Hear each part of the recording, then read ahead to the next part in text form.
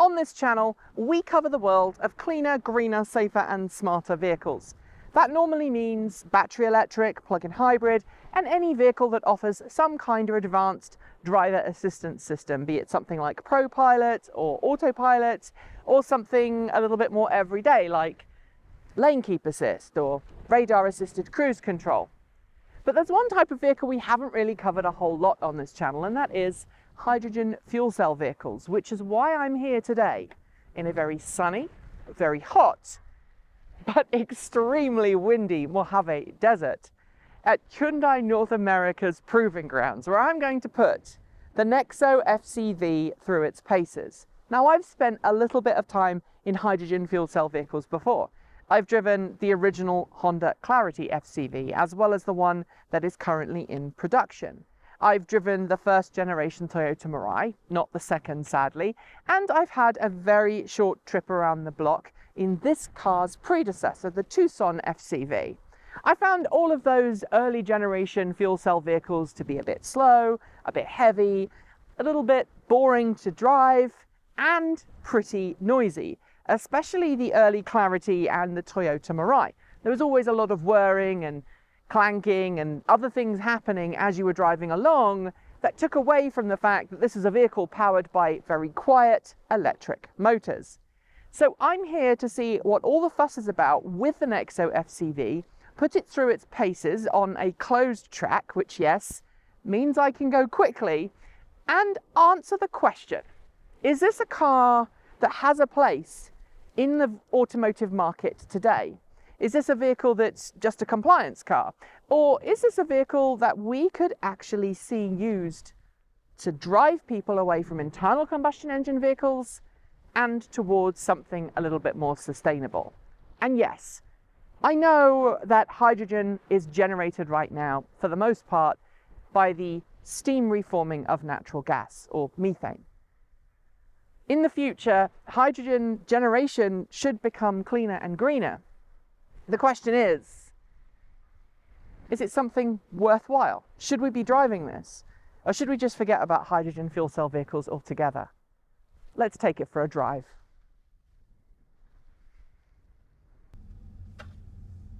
Because Oregon doesn't really have much in the way of hydrogen refueling infrastructure, my exposure to hydrogen fuel cell vehicles has been extremely limited. In fact, the last time I drove a hydrogen fuel cell vehicle was a couple of years ago when a Toyota Mirai turned up at a fourth mobility conference. And then it really was just a trip around the block. Today, I'm getting to put the Nexo through its paces, not on a public highway, but on Hyundai's own test track here in Southern California.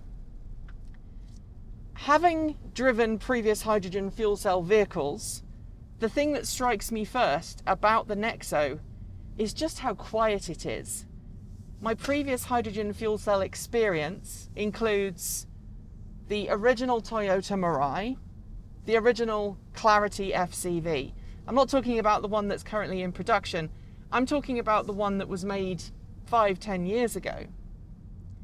And I've also had a very slim ride-along in the precursor to this vehicle, which was the Tucson FCV.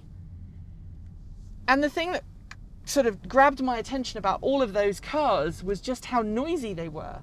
The fuel cell stack whirred and you heard lots of noises as the car was driving along. The Nexo is extremely refined. The only thing that I'm actually noticing about the Nexo is the wind noise, which seems to be coming from the A-pillar here. You can hear it maybe on camera, I don't know. We've got very good microphones that tend to have pretty good noise cancellation, so you might not be able to hear it, but it is there. Now that noise obviously would be drowned out by a radio, and anybody who's driven an electric vehicle, be it a battery electric vehicle or a hydrogen fuel cell electric vehicle, will tell you that you will hear road noises fairly frequently, as well as lots of weird knocks and other automotive style noises as the car is driving along, from the suspension, from the tires, from just the aspect of driving. You'll hear those strange noises. I've got to say though, The Nexo's sound isolation is extremely good, and the only thing that I'm really hearing right now is the wind noise.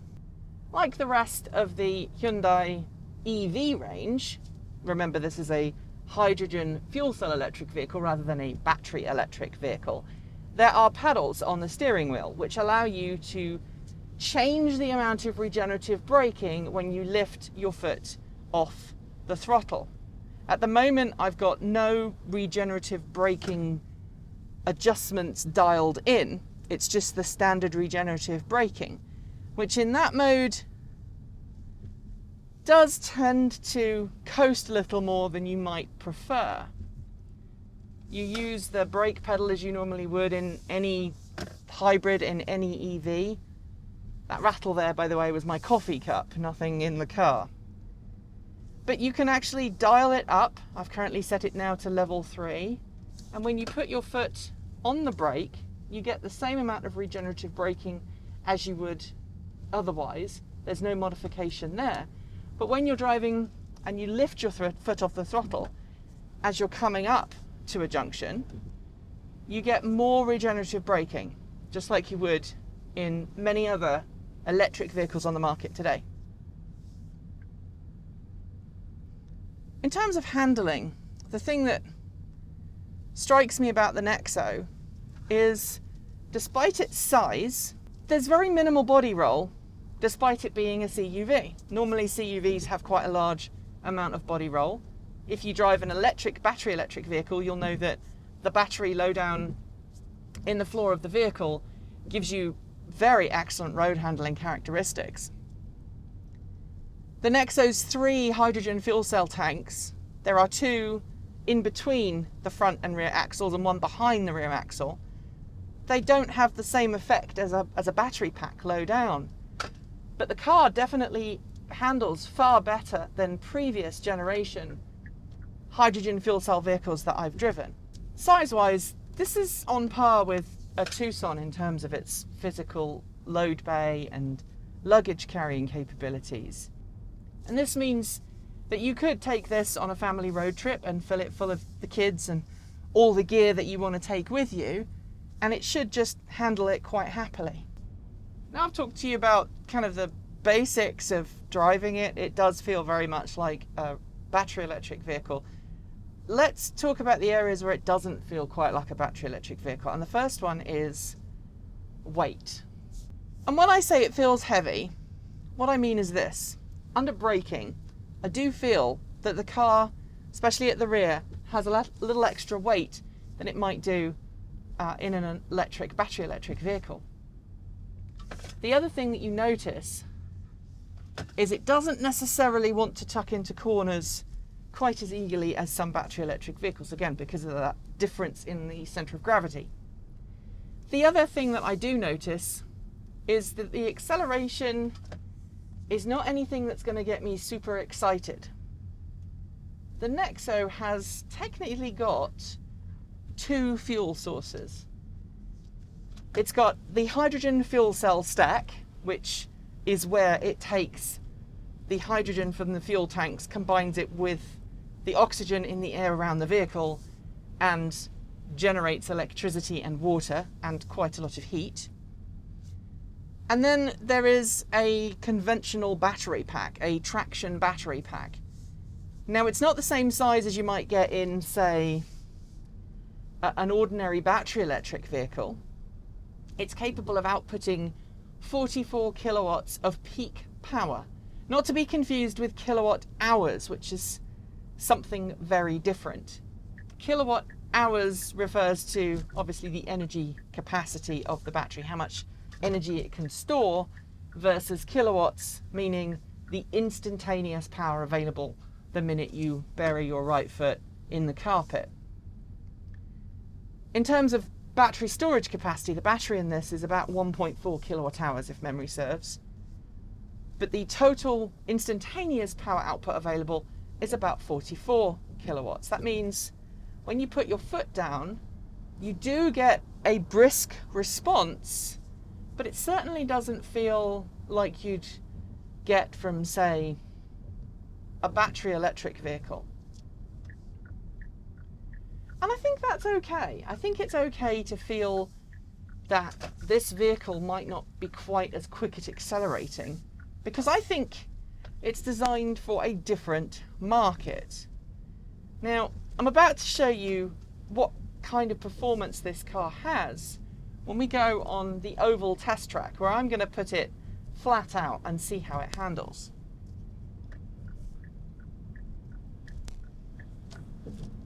Like all Hyundais that are available now, you can have this really neat camera embedded into the mirrors, and when you activate your indicator directly in front of the driver, you see a representation of what the camera can see in the mirror, and it's very good for checking your blind spots.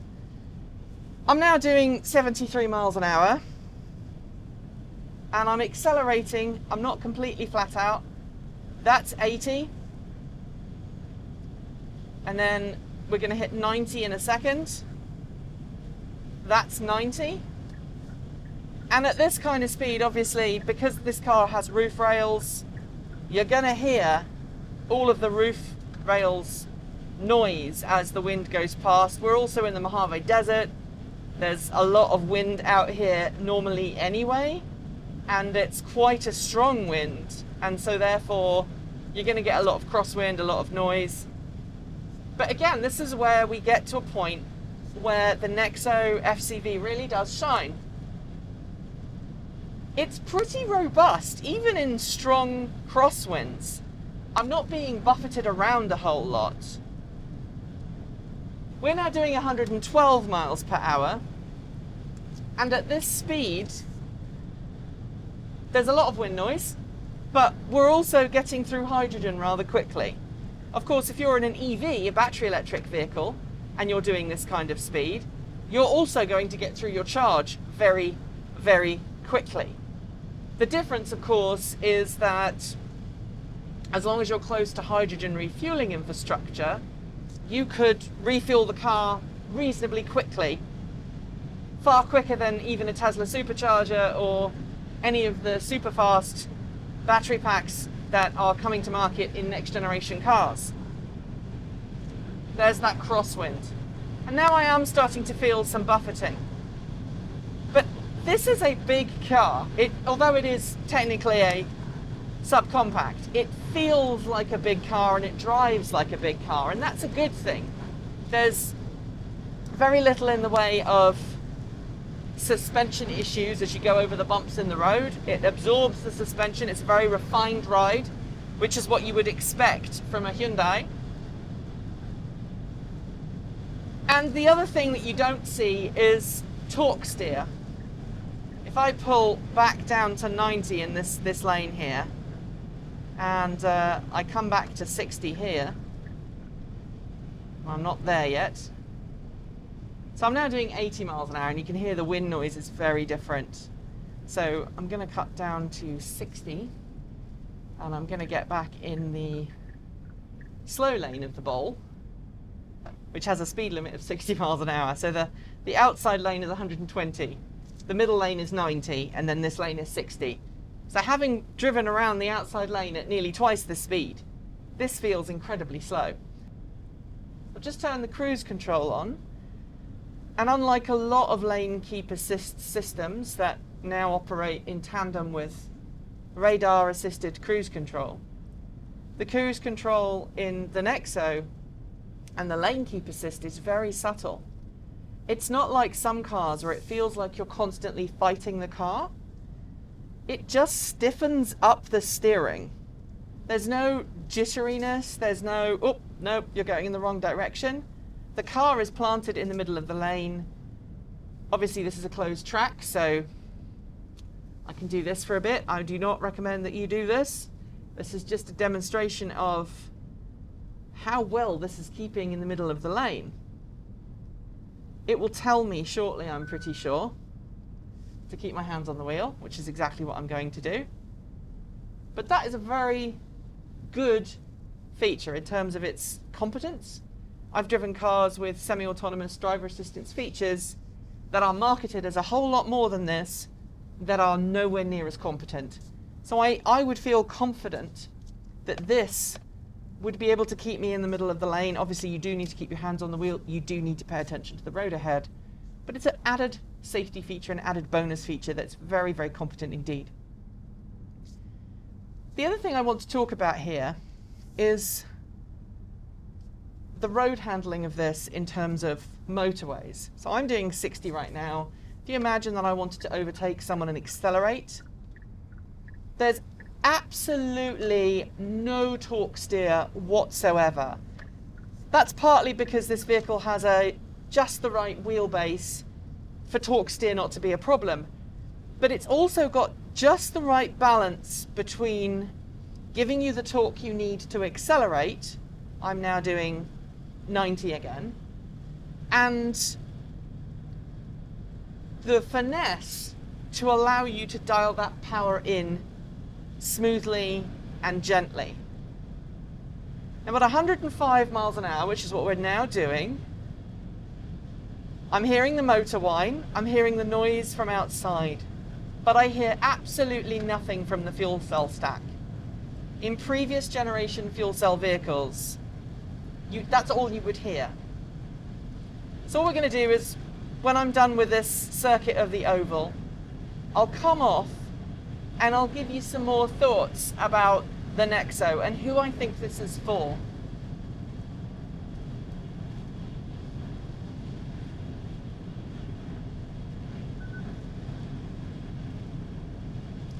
So 110 miles per hour, the smart cruise control turns off. So that's the limit of the smart cruise control, 110 miles per hour. That's maybe why I couldn't activate it earlier. Now it's not letting me re-engage it, which is fine. I've got 1 mile to go until the exit, which at 106 miles an hour is not going to take me very long, as you might expect.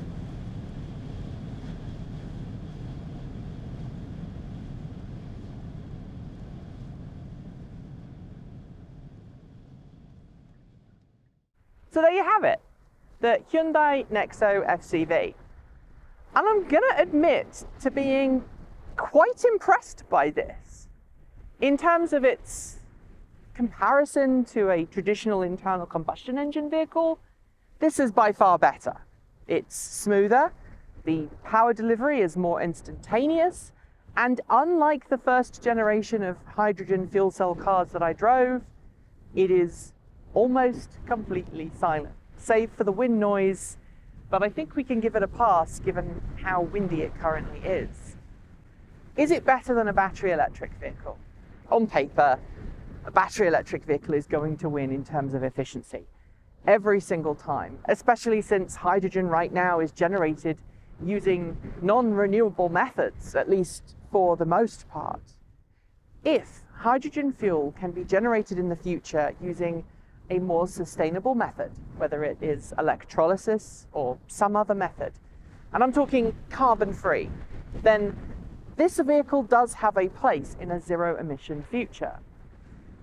And I'm not saying that because I believe that it will replace battery electric vehicles, because it's not going to. Battery electric vehicles are always going to be a smarter choice than a hydrogen fuel cell car for the majority of consumers. This is not a vehicle that I'd recommend anybody buy as their own personal vehicle.